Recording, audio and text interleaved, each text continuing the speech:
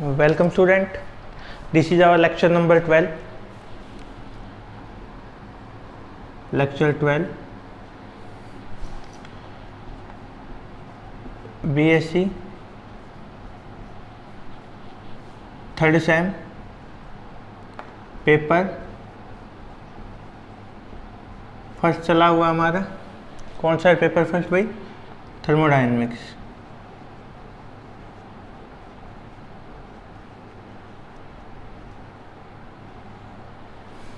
ठीक है, application number 5th as you no.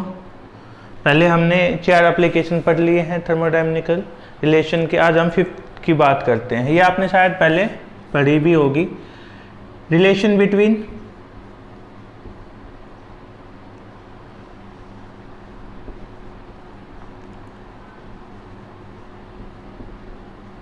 To specific heat of a gas। आपने पढ़ा होगा ना, Cp minus Cv is equal to R कर दिया, उसकी बात कर रहे हैं। ठीक है, Cp का मतलब आप समझते हो specific heat at constant pressure, and Cv का मतलब आप समझते हो constant heat at specific eight constant volume. ये इसको आप रहने ही दो क्योंकि रिजल्ट हमारा थोड़ा इससे अलग आता है।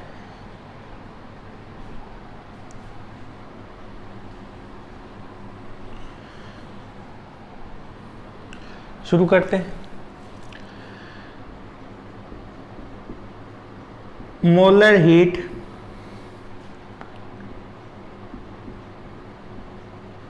Capacity of A gas at constant pressure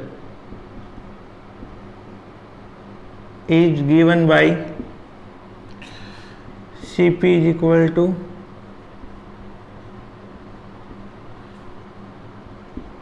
ये। ठीक है भाई, स्पेसिफिक हीट है और किसके साथ हम लेके चल रहे हैं? टेम्परेचर के साथ। ठीक है, तो उसकी वैल्यू आ गई हमारे पास। यदि अब मैं सेकंड बात करूं, ये हमने फर्स्ट मान लिया, एंड एट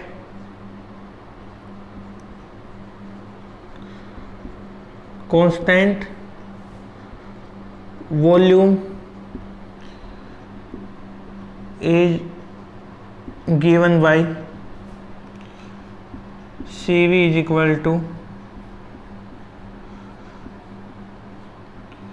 ये हमारे पास इक्वेशन सेकंड आ गई। According to second law of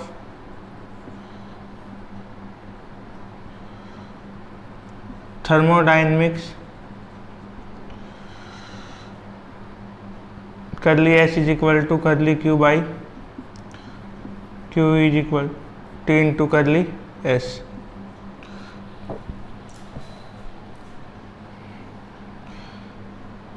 using equation second and using equation third in equation first and second.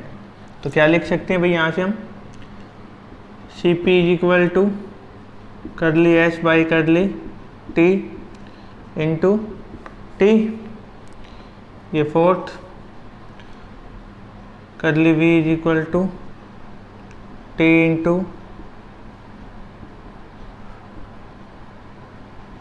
Fifth. ये भाई दोनों हमने हीट से किस में चेंज कर दिया? इनको एंट्रोपी में चेंज कर दिया और हमारे पास 2 इक्वेशन आ गई। ठीक है, as entropy is a perfect differential equation, so it can be written as, इसको मैं क्या लिख सकता हूं भाई?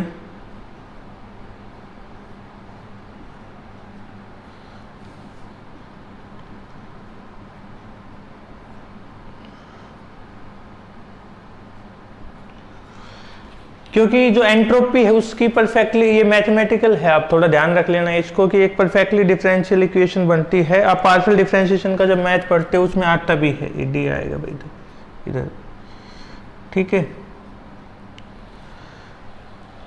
कि यदि हमारे पास कोई सपोज करो dx है और हमें या y है, हमें इसका y के x के रेस्पेक्ट में इंटीग्रेशन करवाना है, तो मैं इसको कैसे लिख सकता हूँ, curly y by curly x into dx। इस तरीके से हम रिप्रेजेंट कर सकते हैं, ठीक है। x के रेस्पेक्ट में जब डिफरेंशिएशन हमें करवाना हो उसकी बात कर रहा हूँ मैं, ठीक है। और इधर भी भैया पार्शियल डिफरेंशिएशन में कन्वर्ट किया, पार्शियल और जो डिफरेंशिएशन हमारे पास, दोनों के बीच में हमने रिलेशन निकाला है कि हम इसको इस तरीके से लिख सकते हैं।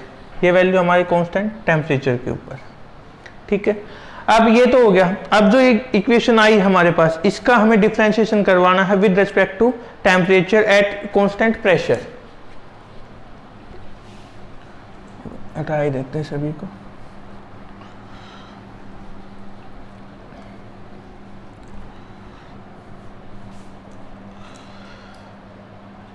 डिफरेंशिएटिंग इक्वेशन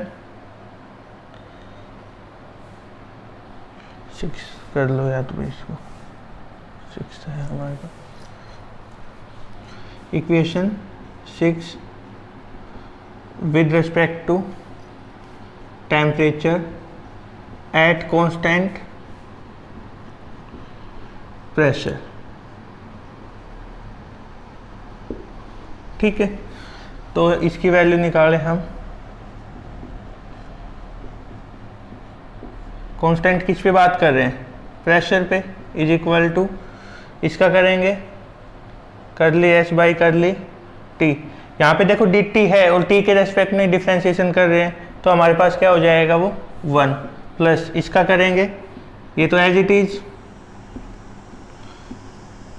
इज किसका होगा, डी वी का होगा, D V by D T at constant pressure. ये इक्वेशन हमारे पास 6 है। आगे भाई ये वाली इक्वेशन है हमारे पास, इसका करेंगे टी के रेस्पेक्ट में, वो हो गया।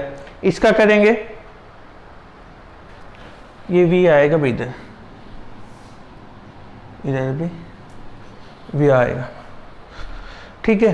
तो इसका dt था, dt का कितना हो जाएगा 1 हो गया, ठीक है। ये वाली टर्म है ये as it is I.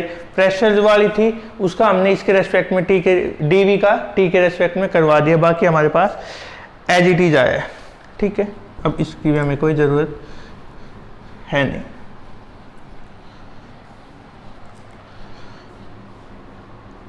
According to second Maxwell thermodynamical relation, क्या होता है भाई, आज भी काफ़ी यूज़ किया था, या curly S by curly T is equal to curly P by curly V, ठीक है। ये हमने आज भी यूज किया है, पिछले वाली वीडियो में भी किया था, उससे पीछे वाली वीडियो में भी हमने इसका यूज किया था, ठीक है।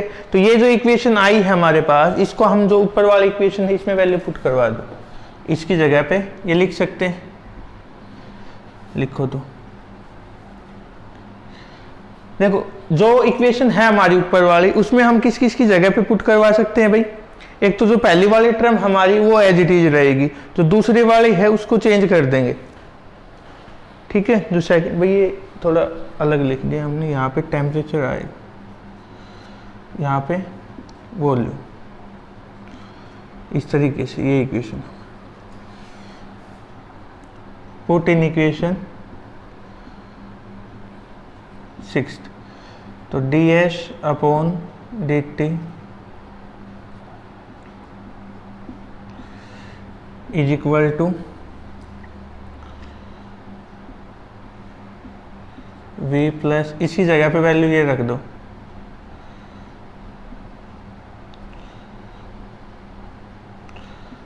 p upon T into v है और dV/dt P। पर ये वैल्यू थी, ये एज इट इज है दोनों, तो इसकी जगह पे हमने ये वैल्यू पुट कर दी। बाकी सारी इक्वेशन हमारे पास एज इट इज आई, आप देख सकते हो, उसमें कोई भी चेंजमेंट नहीं आया है। अब जो इक्वेशन है मल्टीप्लाइंग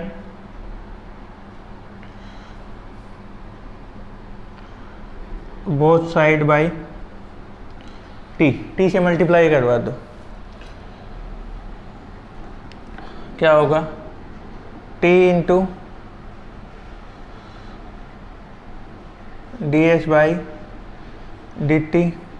p t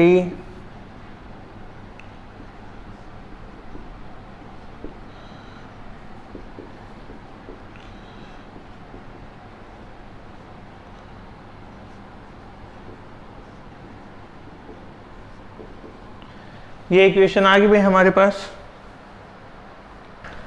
और सारा ही पार्शल रखो भाई, इसको चेंज मत करो।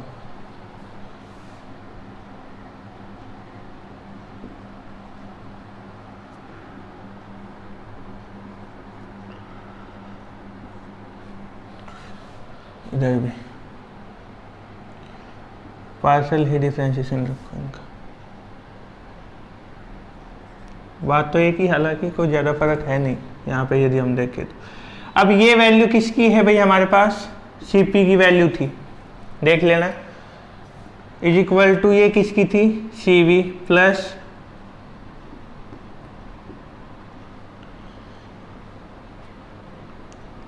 कर्ली V बाई, किसका यूज किया है हमने यहाँ पे, आप लिख सकते हो by using equation third and fourth, हमारे पास ये रिजल्ट आ गया। ठीक है, ये जो इक्वेशन है भाई कहाँ तक, 6 तक हो गया, इसको हमने 7 मान लिया। Equation 7 represent the general equation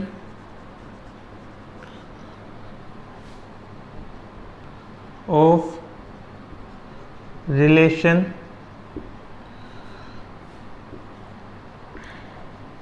between two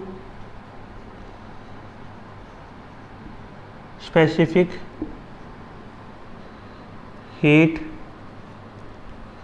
of the gas.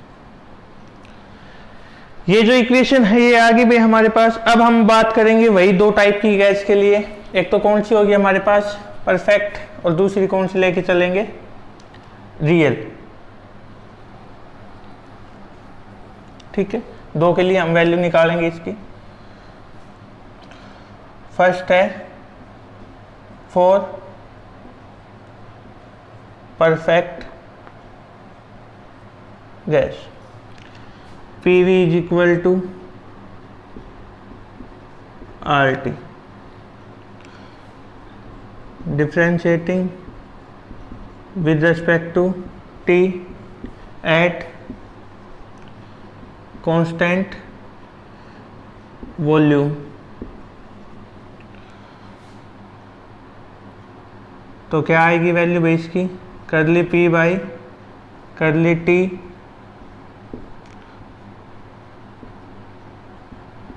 R, T का क्या हो जाएगा 1, तो curly P by curly T R by V। Volume तो कांस्टेंट है हमारे पास, प्रेशर की वैल्यू निकालनी थी, प्रेशर का डिफरेंशिएशन करवा दे T के रेस्पेक्ट में, तो R बाई V आ गया हमारे पास। अब एक वैल्यू तो हो गई है, इसमें जो पुट करनी थी वो हमने एक वैल्यू फाइंड आउट कर ली। सेकंड हम किसके रेस्पेक्ट में निकालेंगे भाई, ये वैल्यू निकालनी है, तो यहाँ पे प्रेशर की वैल्यू क्या हो जाएगी, कांस्टेंट। सेकंड ना ये इसी में ही, नाउ डिफरेंशिएटिंग 7 मान लो भाई इसको, equation 7 with respect to temperature at constant, क्या हमारे पास अब प्रेशर, तो क्या होगी P curly V by P ठीक है, यहाँ पे v है हमारे पास, यहाँ पे p इज इक्वल टू वही r बचेगा और curly v by curly t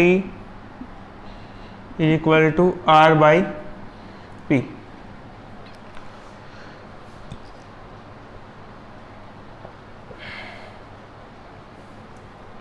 ये इक्वेशन थी हमारे पास।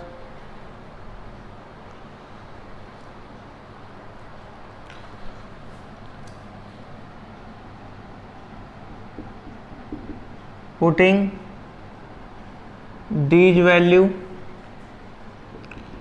इन इक्वेशन 7, दोनों वैल्यू पुट कर दो तो क्या हो जाएगा भाई, C P is equal to C we plus इसकी वैल्यू क्या आएगी हमारे पास,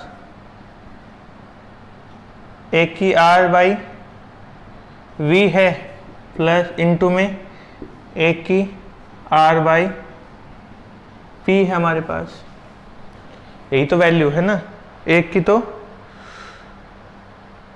अच्छा इनटू में टी भी है, ये वैल्यू आ गई हमारे पास। ठीक है, तो इसकी जगह पे हम क्या लिख सकते हैं भाई, C P is equal to C V R square upon V P into T. भाई इधर टी आएगा, एक ध्यान रखना यदि पहले नहीं लिखा हो, क्योंकि multiplying both side by T था ना, तो इसके साथ भी तो टी मल्टीप्लाई होगा, तो वो टी है। इनके साथ किया तो ये वैल्यू आई थी, इसके साथ किया तब ये वैल्यू आई थी, इसके साथ भी टी की मल्टीप्लीकेशन होगी तो यहाँ पे आए। अब यहाँ से पी वी की वैल्यू है हमारे पास आर टी, यहाँ पे पी वी है, इसकी जगह पे क्या लिख सकते हैं आर टी, तो C P is equal to C v upon r square are t into T, ये दोनों कैंसिल, ये कैंसिल, तो सी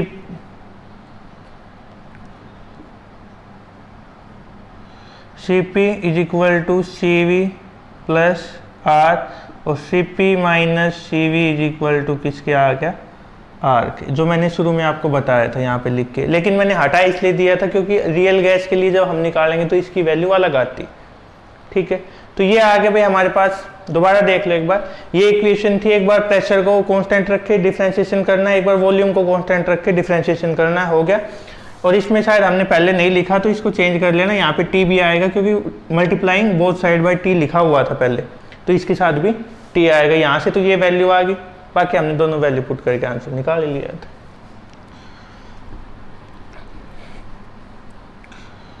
ठीक है, तो ये तो किसके लिए था भाई, परफेक्ट गैस के लिए। अब हम नेक्स्ट बात करते हैं सेकंड, फोर,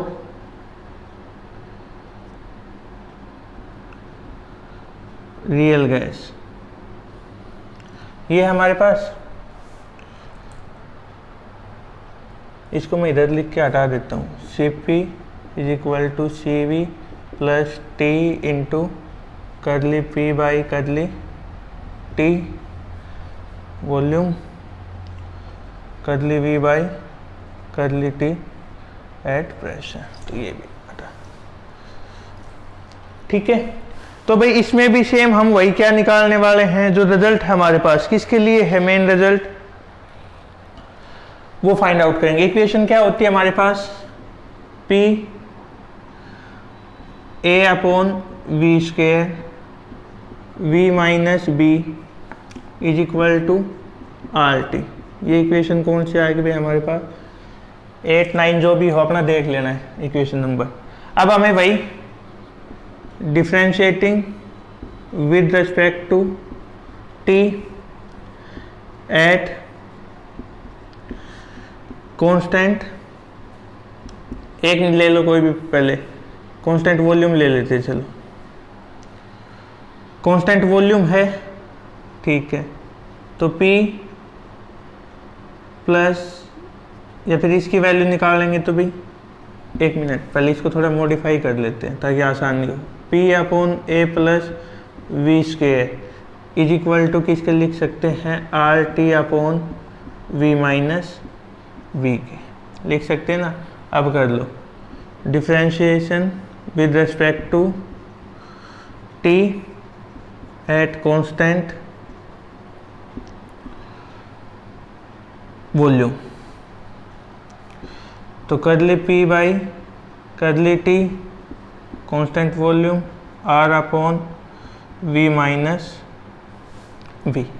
ये आ गया, सिंपल है बिल्कुल।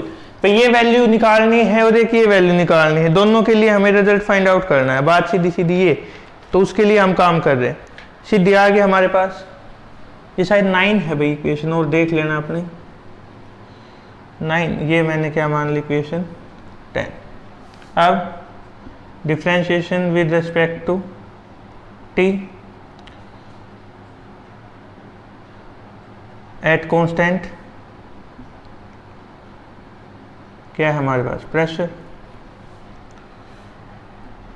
Of equation 9। तो प्रेशर के रेस्पेक्ट में कर रहे हैं भाई, तो पहले इसको थोड़ा मॉडिफाई कर लेते हैं।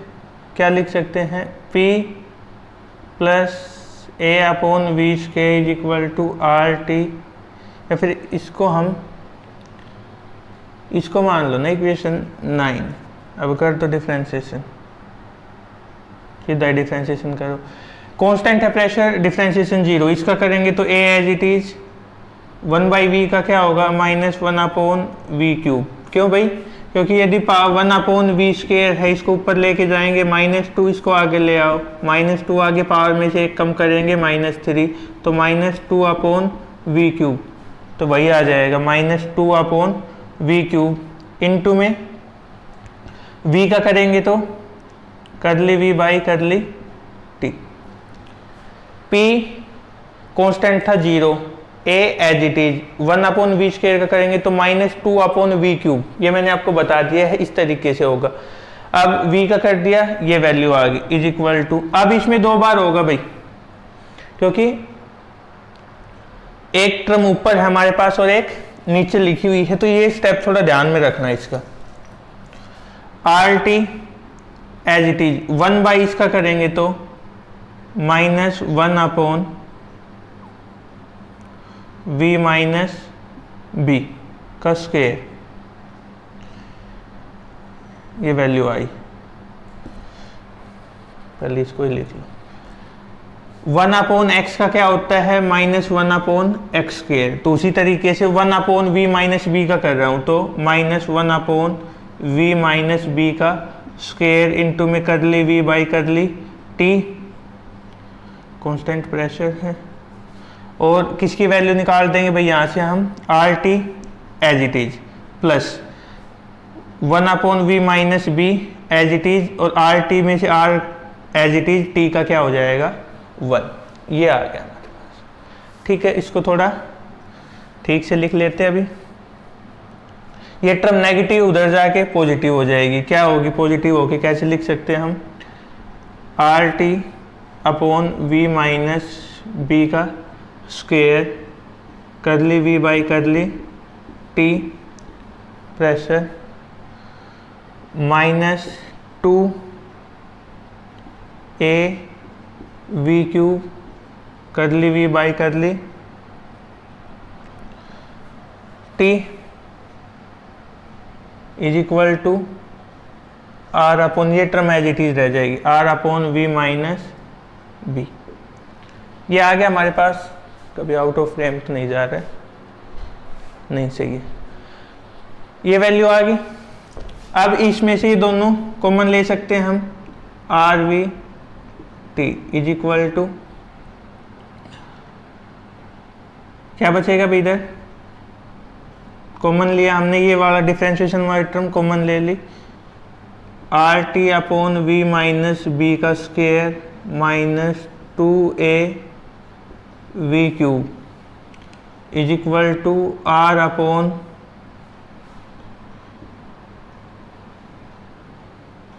वी माइनस बी, और curly we by curly T is equal to किसके आ जाएगी, r v minus b upon, ये टर्म नीचे चली जाएगी,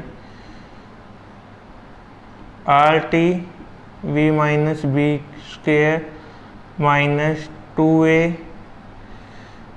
वी क्यूब, ये वैल्यू आ जाएगी भाई।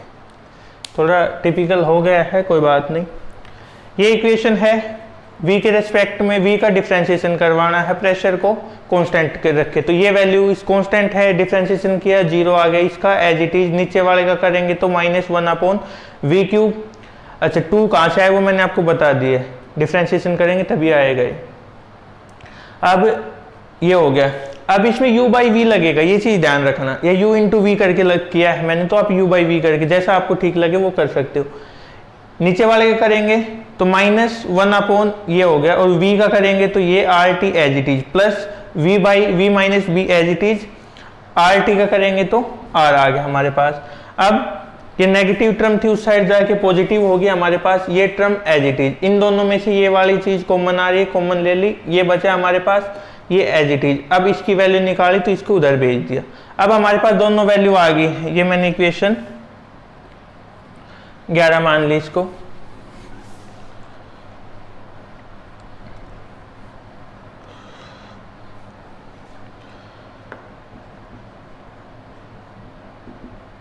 पुटिंग इक्वेशन 10 and 11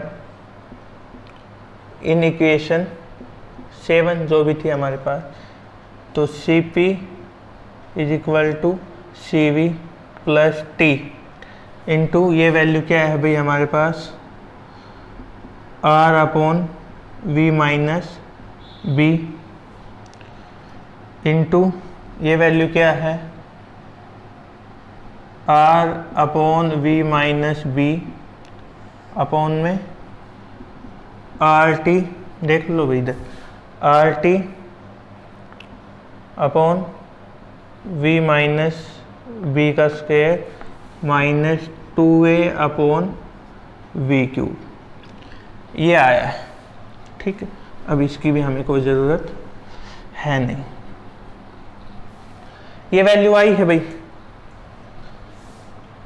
एक तो ये वाली इसमें पुट करवाई है, और जो पहले निकाल रखी थी वो इसकी जगह पे। अब इसको यदि हम लिखें तो Cp = Cv प्लस ये R बाहर जाएगा, ये भी भाई इधर आ जाएगा, T × R² और अपॉन v - b का स्क्वायर, ये आ गया। ठीक, into 1/RT upon v - b² minus 2a/v³। ये वैल्यू आ गई भाई हमारी, देख सकते हो आप आराम से, कोई डाउट हो तो पूछ लेना बाद में। अब जो रिजल्ट आया है भाई हमारे पास, अब नीचे वाली टर्म में से हम क्या कॉमन ले सकते हैं इसके अलावा दोबारा, भाई यहाँ से कॉमन ले सकते हैं हम। मैं ये वाली टर्म बाहर निकाल दूँ तो ऊपर भी है ये और नीचे भी, कैंसिल हो जाएगी, बिल्कुल हो जाएगी।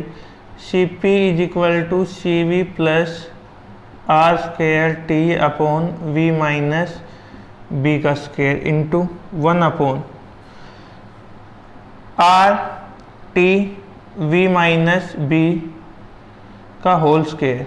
ये टर्म मैंने कॉमन ले ली, क्या बचेगा इधर, तो 1 माइनस 2a/v³। अब ये उल्टा हो जाएगा भाई, उल्टा कैसे, v - b का स्क्वायर अपॉन RT, क्योंकि यहाँ पे ये टर्म थी नहीं भाई, ये हमने कॉमन निकाली है, यहाँ पे थी नहीं, तो इससे मल्टीप्लाई डिवाइड करवा दे सेम टर्म से, तो कॉमन ले सकते हैं हम, ये वैल्यू आ जाएगी। अब भाई यहाँ से देखें तो R से तो ये R कैंसिल, T से T, और ये वाली टर्म से ये कैंसिल हो गया हमारे पास। इसमें ध्यान रखना कि उल्टा करके मल्टीप्लाई करवाए ताकि कॉमन हम बाहर ले तो हमारे पास वैल्यू हो।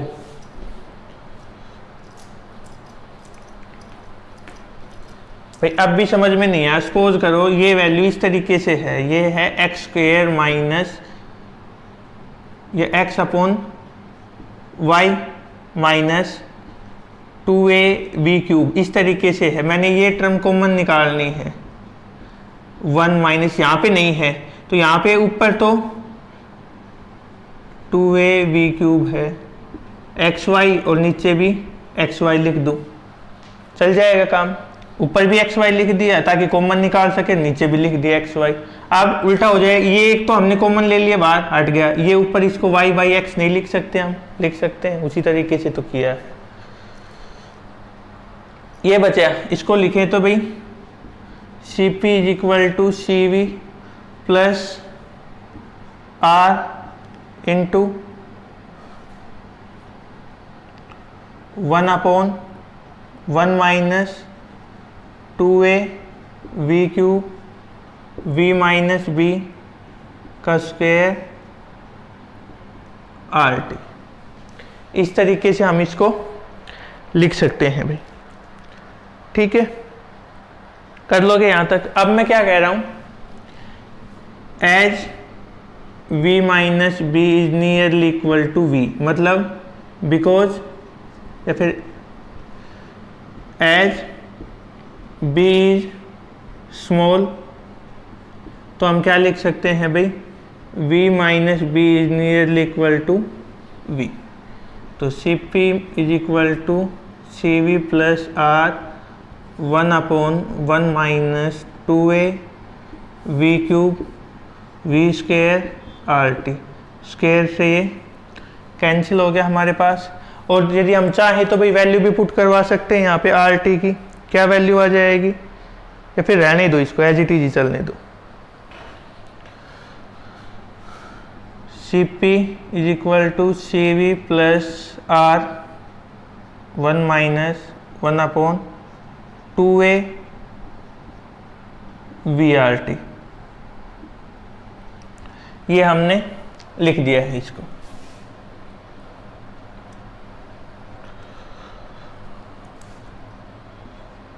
C P is equal to C we plus R, ये ऊपर जाएगा पावर -1 हो जाएगी, 1 minus 2a upon V R T, और कंप्लीट की पावर कितनी हमारे पास भाई यहाँ पे -1, ऊपर गया पावर नेगेटिव होगी। अब आपको पता है ऐसी पावर हो तो हम बाइनोमियल एक्सपेंड करते हैं। फिजिक्स में बाइनोमियल एक्सपेंड करने का सीधा सीधा तरीका मैं बता देता हूँ, जो पावर होना उसको इधर ले आओ, होगी बाइनो, -2 होती तो इधर -2 आ जाएगा, +1 -1 है तो इधर -1 आ जाएगा। Using binomial equation